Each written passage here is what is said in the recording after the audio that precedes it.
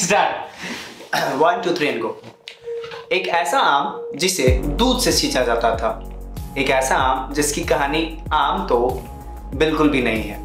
तो मैं बात कर रहा हूं दीघा के दूधिया मालदा की। मेरे बचपन का ज्यादातर समय मतलब करीबन 16 साल दीघा में बीता है और उस दौरान मैं बहुत लकी हूं कि मुझे दीघा का दूधिया मालदा खाने के लिए मिला। लेकिन कहानी कुछ और है। मैं आपको आज वो फैक्ट्स बताने जा रहा हूं जो शायद आप दीघा के दूधिया मालदा के बारे में नहीं जानते होंगे। ये बात सन 1952 की है जब राज कपूर मूवी की शूटिंग कर रहे थे और उनके साथ उस समय की बहुत बहुचर्चित सिंगर सुरैया भी थी। उनको पता चला दीघा के दूधिया मालदा के बारे में और वो गए बगीचे में, उन्होंने आम को टेस्ट किया और उसके बाद उनको वो आम इतना ज़्यादा पसंद आया कि उन्होंने फिर डब्बे भर भर के वो आम बम्बई ले गया। दूसरी कहानी है हमारे भारत के प्रथम राष्ट्रपति यानी कि डॉक्टर राजेंद्र प्रसाद के बारे में। जब भी उन्हें मौका मिलता था वो हर किसी को दूधिया मालदा के बारे में बताते थे और हाँ, सीजन के दौरान खिलाते भी थे। चाहे वो उस समय के बड़े पॉलिटिशियन हो, एक्टर्स हो, बिजनेसमैन हो, उनके घर पे डेफिनेटली वो आम जरूर पहुंचाते थे। हमारी भारत की प्रथम महिला प्रधानमंत्री श्रीमती इंदिरा गांधी वो भी इससे दूर नहीं रह पाई। जब उनको इस आम के बारे में पता चला तो उन्होंने इस आम को टेस्ट किया और उनको ये आम इतना ज़्यादा पसंद आया कि at the end of the day वो इस आम को हर सीजन में बिना भूले मंगाती थी।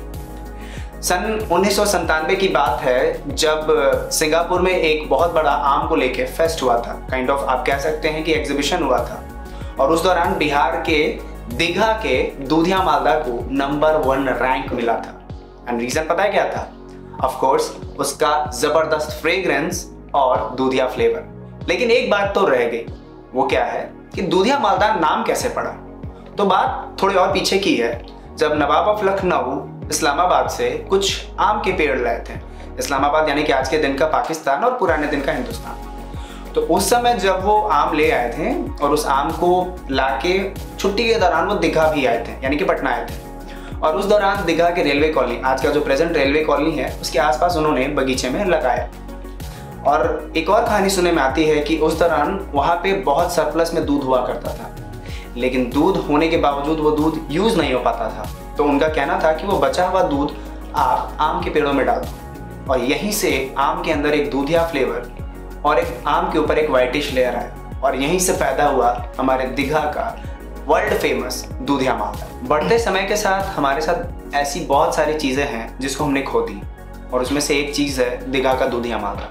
आज उस आम के बगीचे की जगह एक कंक्रीट जंगल ने जगह ले ली है और मुझे जब बचपन की वो बातें याद आती हैं कि जब छत से हाथ ऐसे करता था और आम मेरे हाथ में आ जाया करता था। आज वो चीज़ें नहीं है, बट फॉर्चुनेट इनफ आज भी दीघा के दूधिया मालदा के पेड़ को दूसरे जगहों पे संजोया गया है, जैसे भागलपुर है, समस्तीपुर है और दीघा में भी सेंट जेवियर्स कॉलेज है, तरुमित्रा है, जिसमें थोड़े बहुत पेड़ बचे हुए हैं, लेकिन दीघा का बगीचा खत्म हो चुका है।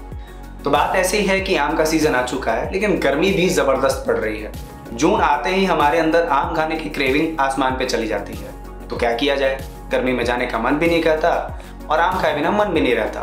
तो सिंपल है, नेटिव क्लैब लेके आया है आपके पास एक बेटर ऑप्शन। इस बार आप घर बैठे आम ऑर्डर कर लो भागलपुर और समस्तीपुर और दीघा के बगीचों से।